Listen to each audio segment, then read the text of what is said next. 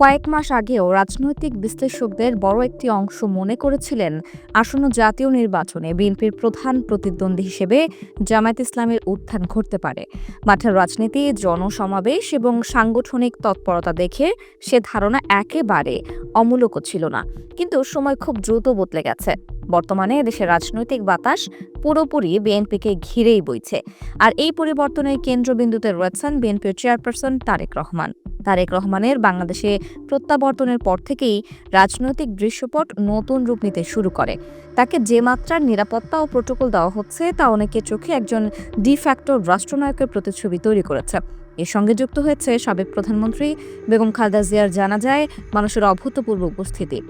লাখো মানুষের সেই ঢল স্পষ্ট করে দিয়েছে জনগণের বড় অংশ এখনও বিএনপির উপরই আস্থা রাখছে। আন্তর্জাতিক দিক থেকেও এই বাস্তবতার প্রতিফলন দেখা গেছে। খালেদা জিয়ার জানাজায় ভারতের পররাষ্ট্রমন্ত্রী এস জয়শঙ্করের উপস্থিতি এবং তারেক রহমানকে ভারতের প্রধানমন্ত্রী নরেন্দ্র মোদীর পাঠানো গুরুত্বপূর্ণ চিঠি ইঙ্গিত দেয় বাংলাদেশের সবচেয়ে প্রভাবশালী প্রতিবেশী দেশ ভারতও বিএনপিকেই সম্ভাব্য ক্ষমতাসীন শক্তি হিসেবে বিবেচনা করছে। দেশের ভেতরেও ক্ষমতার কেন্দ্র দ্রুত তারেক রহমানকে ঘিরে আবর্তিত হচ্ছে।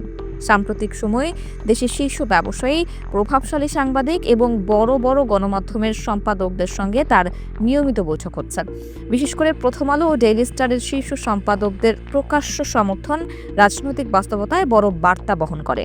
পাশাপাশি সংখ্যালঘু সম্প্রদায়ের প্রতিনিধিত্বকারী বাংলাদেশ হিন্দু, বৌদ্ধ, খ্রিস্টান ঐক্য পরিষদের নেতাদের সঙ্গে সাক্ষাৎ এবং অন্যান্য রাজনৈতিক দলের শীর্ষ নেতাদের নিয়মিত যোগাযোগ দেখাচ্ছে জাতীয় রাজনীতিতে তারেক রহমান এখন প্রধান সমন্বয়কের ভূমিকায়।